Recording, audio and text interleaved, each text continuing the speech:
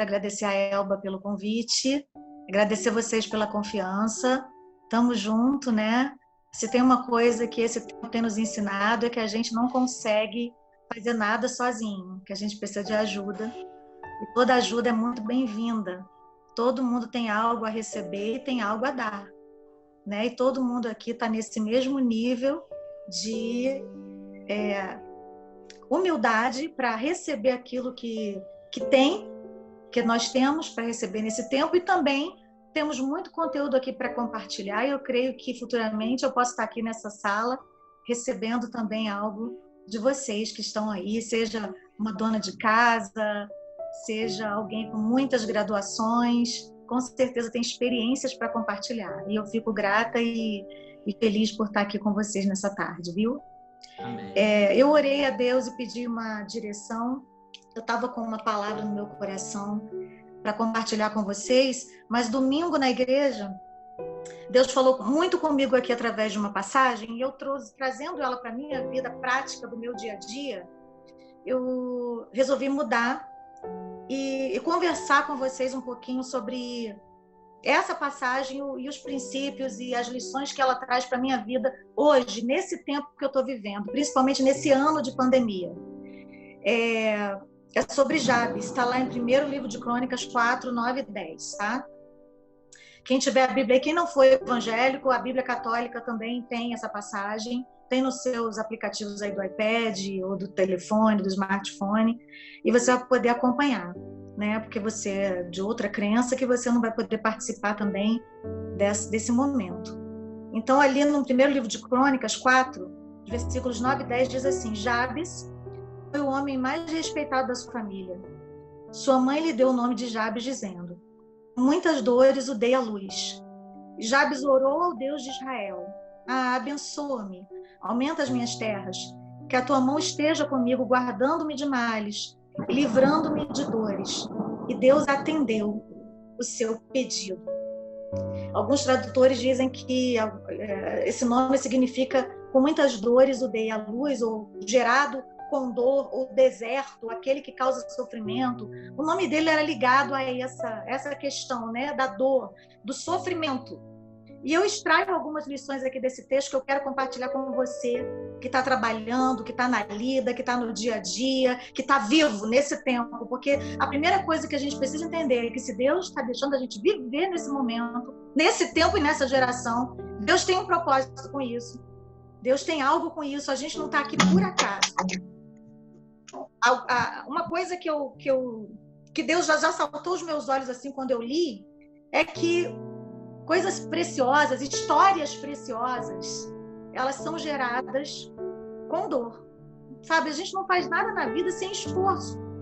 Pedras preciosas, elas não são achadas, pedras preciosas na superfície. A pessoa tem que cavar a rocha, ela tem que se esforçar para encontrar. Pérolas, elas são resultado de quê? Da dor de uma ostra. Se você tem buscado algo precioso na sua vida, no seu empreendimento, no seu negócio, aí na Central Gospel Negócios, você que está buscando algo precioso nesse negócio que você se dispôs a realizar, você precisa se preparar para imprimir esforço nisso. Porque não vai ser uma coisa fácil, não é deitado na rede tomando suquinho de laranja e água de coco que você vai conseguir. Vai ter momento para isso também, vai ter a hora do cruzeiro, vai ter a hora do prêmio, vai ter a hora da recompensa, mas agora você precisa colocar uma coisa na sua cabeça: eu tenho que gerar algo precioso, eu tenho que gerar algo diferenciado. Então eu vou ter que aguentar a dor, eu vou ter que aguentar o tranco, não vai ser fácil, né? Eu costumo dizer que a pandemia, ela não trouxe a gente só para dentro de casa, ela trouxe a gente para dentro da gente.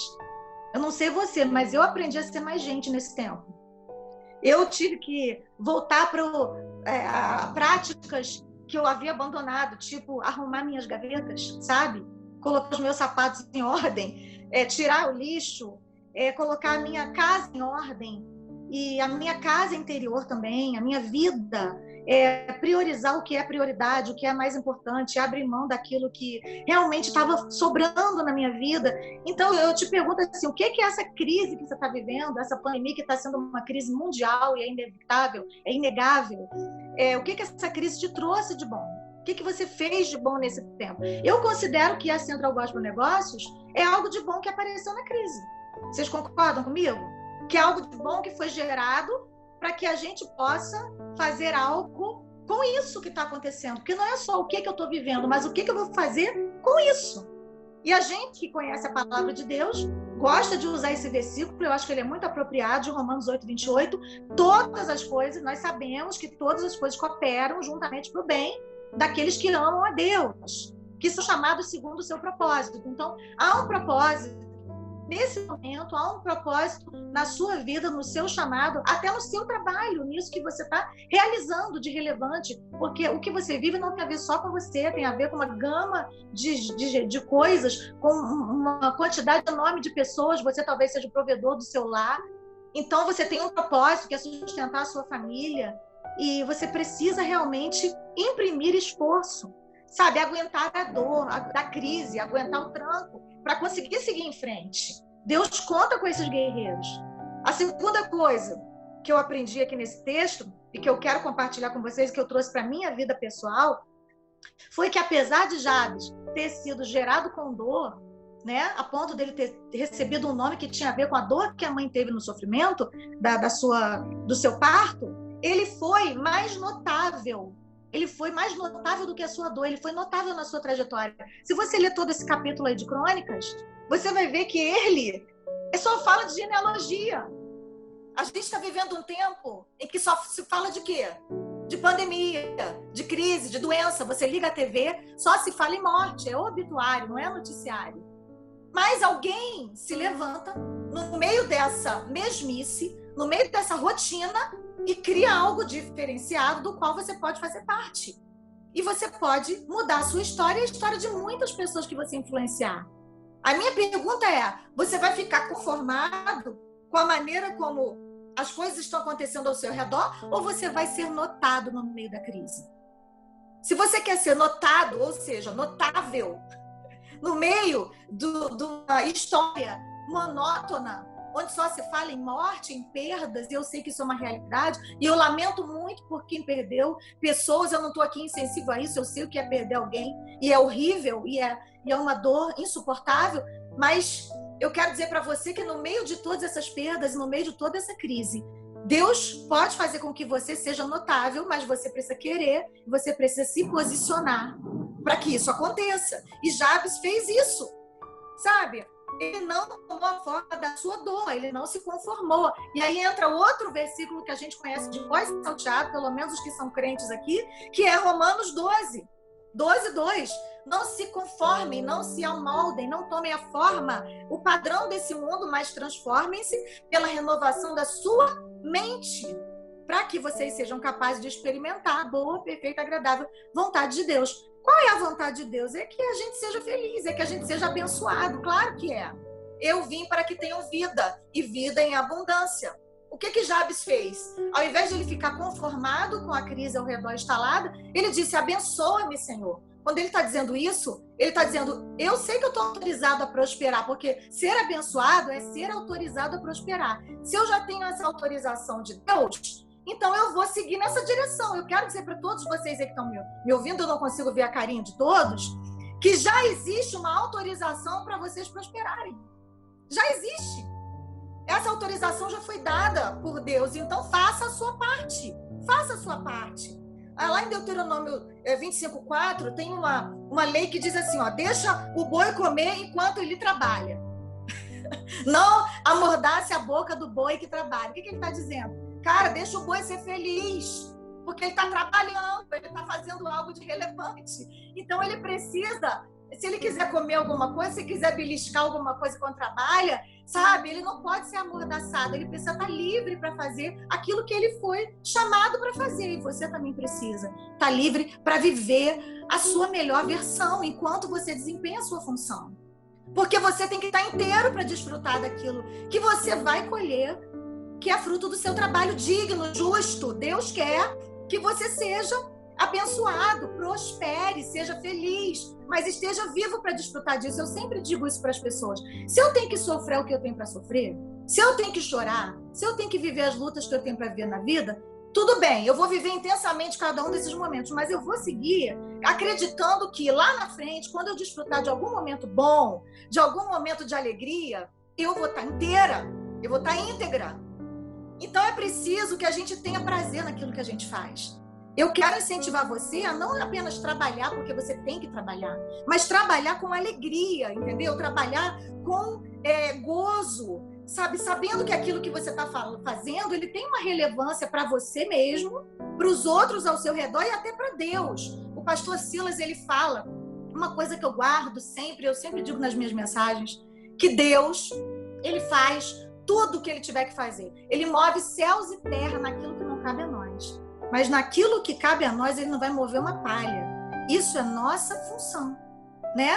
Então, tem hora que eu quero dizer para vocês que o que a gente mais precisa na vida não é de uma boa memória para lembrar da dor do passado que nos formou, mas é de um bom esquecimento. A gente tem hora que precisa esquecer do que ficou para trás, como o apóstolo Paulo disse, avançar, né? Em direção às coisas que estão diante de nós, porque a gente tem um alvo.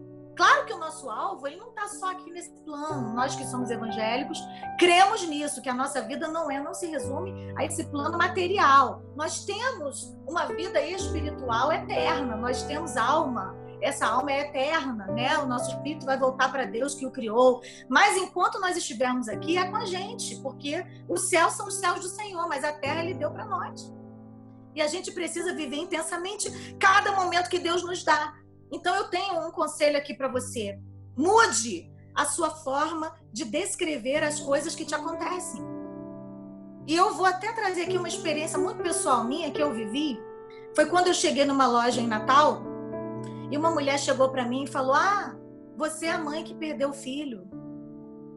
E já fazia 3 anos que o meu filho tinha partido. E naquela hora eu tomei um choque. Eu falei: a senhora é evangélica? Ela disse: não, eu sou católica. Aí eu falei assim, olhei para ela com muito carinho. Ela falou: mas eu orei muito por você. Eu agradeci, abracei aquela mulher e falei assim: querida, eu não sou a mãe que perdeu o filho. Eu sou a mãe que devolveu o filho para Deus. E eu sei onde ele está. A gente só perde o que a gente não sabe onde está.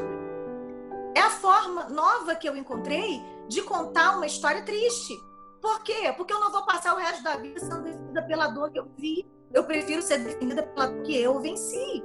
E eu sei que se eu for olhar a história de vocês aqui, gente, se eu for ouvir a história de cada um, todo mundo tem uma história triste para contar, porque quem é que não sofre? Eu fiquei sabendo que teve uma pessoa aqui na Central Gospel, eu não vou citar o nome por uma questão de ética, que perdeu 10 entes queridos na pandemia. Você já imaginou se essa pessoa para ficar contando somente as desgraças e dores que viveu? Ele vai contar a história triste dele por toda a vida, porque a história triste é um poço sem fundo, não tem fundo. Você pode se apegar a isso eternamente, sabe? Ou você pode usar essa dor para transformar em um testemunho, para seguir em frente e fazer como o pastor ligou para mim lá dos Estados Unidos, de Dallas, e disse: Estela, Deus manda eu te dizer para você parar de perguntar para Deus o porquê do seu sofrimento e comece a dizer para Deus o que é que eu faço nesse intervalo entre hoje e a eternidade, quando eu finalmente vou saber o porquê desse sofrimento. Se é que eu vou querer saber, porque, sinceramente, lá eu acho que a gente vai ter mais o que fazer, né? Do que ficar perguntando para Deus o porquê das nossas lutas. Enquanto a gente estiver aqui, a gente precisa mudar a nossa forma de contar a nossa história. É claro que tem tempo para tudo. E se você está vivendo um luto agora, viva intensamente. Se você sofreu uma perda agora, chore cada lágrima. Chore no altar de Deus. Eu quero dizer para você que a saudade fica, mas a força aumenta. Essa é a palavra que eu tenho para te dizer, que você consegue, que você vai superar, que você vai passar por cima disso, que Deus vai te dar graça, que Deus vai te dar força, mas vai chegar um momento que você vai ter que parar de contar essa história dessa forma e Deus vai te dar uma outra história para você contar. Agora, saindo dessa história do luto, qual é a sua história?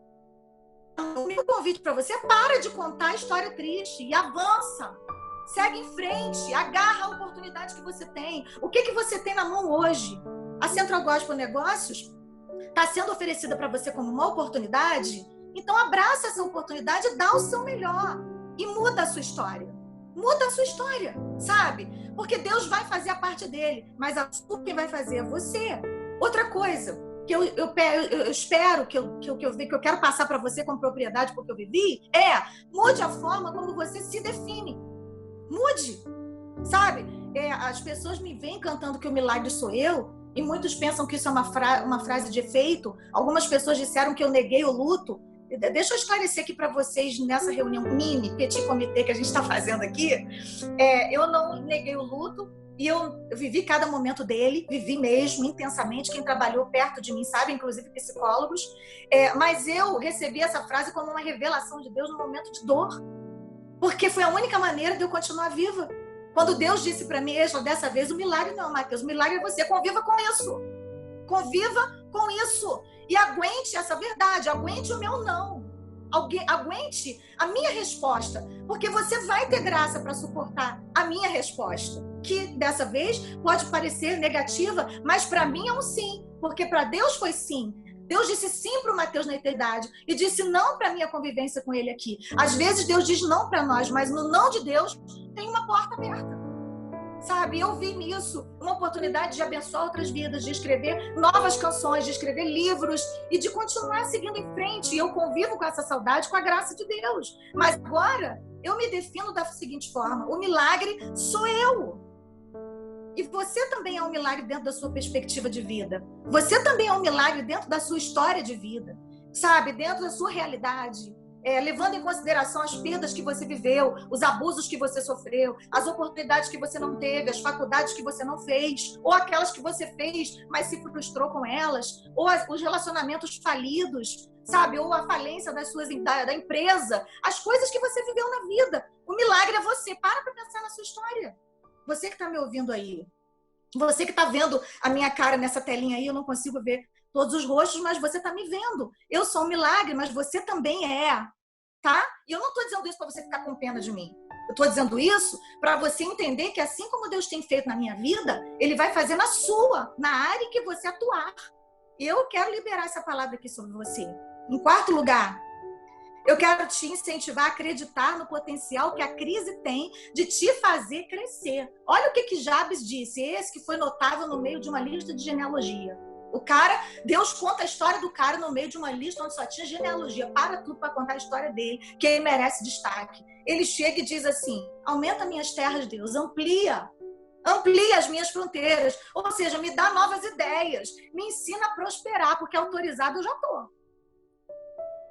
Você já está autorizado, agora você precisa pedir a Deus sabedoria para usar as ferramentas que você já tem. Você tem um cérebro, você tem inteligência, você tem olhos, você tem ouvidos, você tem boca para falar, você tem os teus sentidos aí funcionando. Então use isso. Peça a Deus que te dê inteligência para crescer. E crescer dói, gente. Eu vou logo dizendo que crescer dói. Você não lembra quando você estava crescendo que tinha que mudar o sapato que estava apertado? Comprar o outro maior? Ou que você comprava já um sapato 2 números maior para o seu filho para poder caber um pouco mais, para economizar? Quem nunca, né? Eu já fiz isso. Eu lembro que uma vez eu levei um susto enorme na minha casa, porque o Lucas, com 5 anos de idade, ele não conseguia levantar. E quando eu fui ver, ele estava caído no chão e não conseguia levantar do chão. E eu falei: meu filho, o que é que você tem? Pensei que era paralisia infantil. Levei o garoto para o hospital, levei para emergência, fiz tomografia, fiz ressonância. Ele passou o dia no hospital fazendo a investigação. Quando terminou tudo, o garoto já estava bom, andando. O médico falou assim: mãe, não se preocupa, é a dor do crescimento. Isso é normal, em algumas crianças dá. Então tenha paz, entendeu? Seu filho amanhã já tá bom, e foi o que aconteceu. No outro dia ele estava bom, correndo, brincando, aprontando tudo de novo. Porque a dor do crescimento é assim, ela dá e passa. Mas você precisa primeiro entender que isso acontece. Que crescer dói. Que crescer requer desapego. Por exemplo, crescer o pé, vai ter que trocar por um sapato, mas vai ter que desapegar do antigo. A roupa ficou apertada, ficou pequena, passa para frente. Compra outra que cabe. Eu vou dar um exemplo aqui prático meu na vida. Eu tenho 25 anos de história no meio da música evangélica, tá, gente? Eu tenho 25 anos de ministério, 48 anos de vida, né? Porque tá no Google mesmo, então eu tenho que dizer a minha idade, não dá nem para esconder. 25 anos de casada que eu vou fazer agora. Quando eu casei com o Odilon, que é irmão da Elba, a Elba conhece a minha história, sabe de tudo, né? Que eu vivi. No mesmo ano em que eu casei com o irmão dela, que eu estava vivendo uma luta muito grande até com o Odilon, na época, eu também gravei o meu primeiro disco. E foi o Glorificando. Ou seja, esse ano eu faço 25 anos também de ministério como cantora. Naquela época, gente, a gente usava o LP. Quem é que lembra do LP aqui? O LP era aquele bolachão enorme de vinil que tinha uma capa enorme com o rostão da pessoa na frente. E não tinha nem Photoshop na época para disfarçar muito os defeitos, né? E eu lembro que quando fez a transição do LP para o CD, eu fiquei meio chocada, porque eu gostava daquela capona grande, eu gostava de ter aquele LP grandão na mão, mas foi uma transição. A gente passou do LP para o CD, eu falei, ok, agora a gente tem um CD que é um albinho, com ficha técnica, com várias fotografias, aí eu gostei. Tinha que fazer sessão de fotos, tinha que fazer todo aquele esquema para ter, né, para um CD bem feito, bem produzido. Depois eu saí do CD para a era digital. E foi pior ainda para mim, gente, porque eu demorei muito a me acostumar com esse novo formato de música. Eu confesso que para eu baixar uma plataforma de streaming foi um custo, porque eu falei, eu não gosto. Eu gosto de CD físico, eu gosto de andar no carro com aquele trambolhão de CD, eu gosto daquilo. E os carros começaram a ser fabricados sem aparelho de CD. E aí eu falei, tô ferrada agora, porque agora não tem como carregar os CDs, eu vou ter que me render a isso. E eu tive que me render, gente. Eu tive que entrar nesse mundo. Eu tive que fazer curso. Eu tive que aprender a mexer com Spotify, com Deezer, com a Amazon, com YouTube Music. Eu tive que dar um gás no meu canal do YouTube. Outra coisa que eu tive que aprender nesse tempo de crise foi que a minha plataforma de pregação, ela tinha que ser ampliada. Aonde? Dentro da minha própria casa. Que o meu Confins da Terra não seria mais eu ir pegar um avião lá para a Guiana Francesa, lá para a Inglaterra, para os Estados Unidos, porque as fronteiras fecharam, os aviões pararam de funcionar e eu ia parar de pregar. Eu tinha duas escolhas: ou eu parava tudo, ou eu usava a plataforma que Deus estava colocando à minha disposição para fazer algo. E o que eu fiz?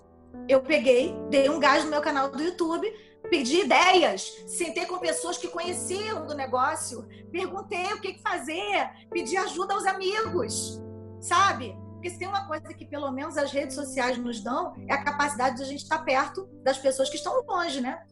Às vezes faz a gente ficar longe também de quem está perto, né? A gente tem que ter cuidado com isso. Mas nesse caso, eu me aproximei de todo mundo que eu pude, eu pedi ajuda, eu pedi conselho, eu pedi suporte, contei com a ajuda de todo mundo e consegui fazer lives e consegui gravar música dentro de casa. Vocês têm noção? Eu consegui colocar um microfone aqui, botar câmeras e com todos os cuidados devidos a gente fez tudo. Eu lancei, eu acho que eu nunca lancei tanta música como eu lancei nesse ano, porque eu fiquei doida. Falei assim, não, eu não vou ficar pirada aqui, passando mal, pensando na morte e nos meus problemas. Porque eu tenho problemas, gente, assim como vocês. O meu problema não foi só que eu, há 4 anos atrás, me despedi de um filho. Eu tenho problemas hoje, que são reais, que são problemas do meu dia a dia. Eu também tenho contas para pagar, eu tenho filho vivo. E alguns dos meus problemas, para completar, ainda são expostos nas redes sociais para todo mundo ver. E eu não posso paralisar com isso. Eu preciso fazer algo, transformar isso em arte, transformar isso em testemunho para a glória de Deus, fazer algo de relevante com isso. E Deus tem me ensinado, Deus tem me dado graça, sabe? Deus tem me dado condições para trabalhar, para imprimir esforço, para acreditar que apesar de tudo que está acontecendo, Deus tem prazer em ampliar minhas fronteiras, em ampliar os meus negócios, em me fazer prosperar, mesmo em tempo de adversidade, em fazer com que o meu deserto floresça. E eu posso dizer para vocês que eu tenho vivido isso. Eu tenho vivido momentos alegres, momentos felizes, momentos de realização pessoal, sabe? Momentos de dar gargalhada sem culpa, de seguir em frente e de me satisfazer com aquilo que Deus me dá hoje para fazer. Então, mas o que eu tive que fazer? Ampliar minhas fronteiras, sabe? Mesmo no tempo da crise, ampliar minhas fronteiras, me desapegar do que ficou para trás, abraçar o novo. Vocês precisam estar muito inteirados sobre essa questão da tecnologia. É preciso que vocês se aprofundem nisso, porque é uma ferramenta de trabalho hoje em dia, não é só de entretenimento.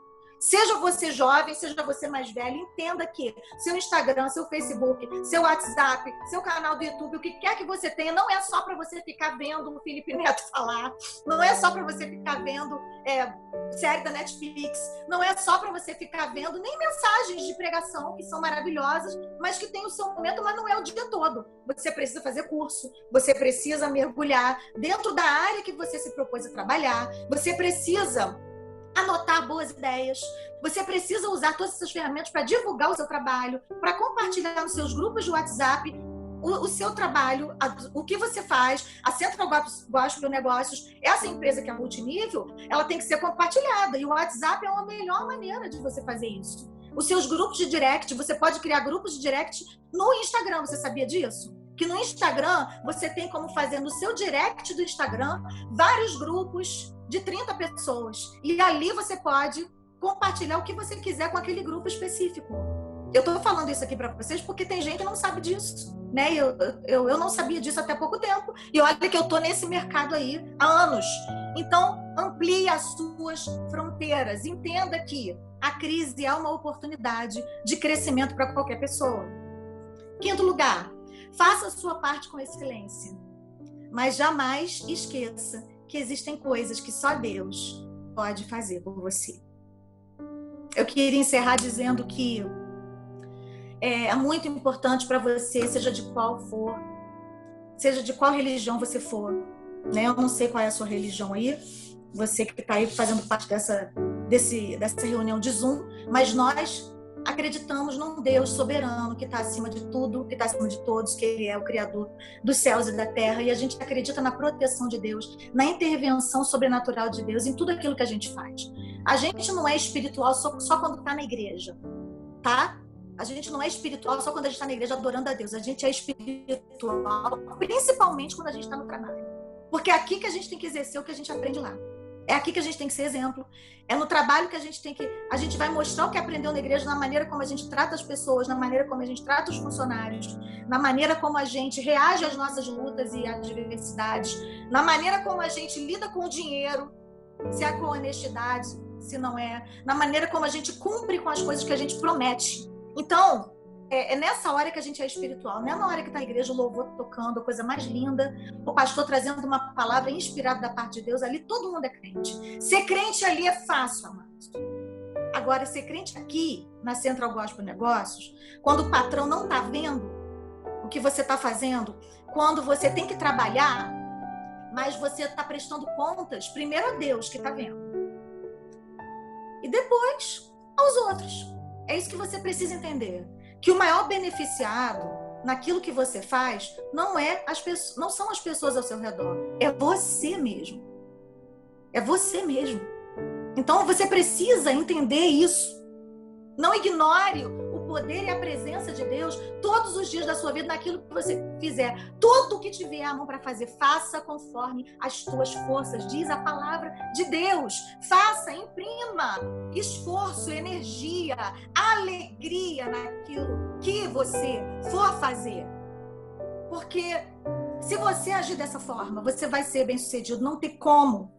Jesus, ele não prometeu que ia fazer tudo por nós, mas ele prometeu que estaria conosco. Ele disse lá em Mateus 28, eu estarei com vocês todos os dias, até o fim dos tempos, até a consumação dos tempos, eu vou estar com vocês. Ele está conosco, ele está vendo, ele está participando, ele quer se alegrar com as nossas alegrias, ele também se entristece quando a gente está triste, ele participa de cada momento humano. Nós somos gente, nós somos de carne e osso, e ele é tão humano que ele se fez gente para poder a gente entender que ele não quer que a gente seja anjo, ele se fez homem para que um dia nós pudéssemos também ter um corpo glorificado como ele e morarmos com ele na eternidade. Nós cremos nisso, mas enquanto não temos esse corpo glorificado, enquanto temos que pagar plano de saúde, comprar remédio na farmácia, enquanto a gente tem que participar de enterro, enquanto a gente tem que pagar as contas no fim do mês, a gente precisa fazer tudo isso com intensidade, com alegria, com prazer, desempenhando o nosso trabalho da melhor forma possível, para que a gente não viva focado nas nossas dores. A nossa dor não pode ser o centro da nossa vida. E eu quero encerrar com o Salmo 91, verso 15, que diz assim: Ele me invocará e eu lhe responderei. Eu estarei com ele na angústia. Eu vou livrá-lo e eu vou honrá-lo. Deus não prometeu nos livrar das angústias, mas ele prometeu nos honrar na angústia. Nesse tempo de crise mundial, de pandemia, tem uma promessa de honra para você. E eu quero que você, receba essa palavra. Deus quer te honrar na área financeira. Deus quer te honrar. Deus quer te honrar no meio da sua família. Mas eu sou de uma família de fracassados e falidos. Mas é a última pessoa da sua família que foi falida, foi antes de você, porque você vai prosperar. Você vai prosperar e vai ajudar outros a prosperarem. Você vai ser honrado apesar da desonra que você tem vivido. Mas a minha família é uma vergonha. Bem-vindo ao clube. Eu também passo vergonha na minha família. Mas eu sou serva de um Deus Altíssimo, poderoso, que prometeu estar comigo todos os dias, que prometeu estar comigo na angústia e que prometeu me honrar. Eu não sei de que maneira, mas ele está fazendo isso. Ele está me honrando através das canções que eu escrevo e que servem de inspiração para outras pessoas. Ele está me honrando cada vez que eu prego a palavra. Ele está me honrando cada vez que eu componho uma canção só para mim e canto só para ele, porque ele está presente aqui e eu sei que ele está. E isso é uma honra para mim. É uma honra ter Deus na minha vida. Deus vai te honrar também. Abrace essa palavra. Não fique desistindo antes de começar. Não pense que não vai dar certo, porque nada na sua vida dá certo. Vai dar certo a partir de você. Essa é a sua vez. Esse é o seu momento, é a sua oportunidade. E as oportunidades, elas são assim. Elas vêm na nossa vida. E quando a gente agarra e aproveita, elas funcionam. Mas quando a gente deixa passar, elas passam. E agora a gente vai ter que esperar outra. Ela não vai voltar. Elas não vão voltar. Não a mesma oportunidade. Talvez outras. Não essa mesma. Deus está te dando essa. Então, abrace, siga em frente. Que Deus te conceda a honra de trabalhar dignamente, incansavelmente e de uma forma inteligente. Deus abençoe vocês.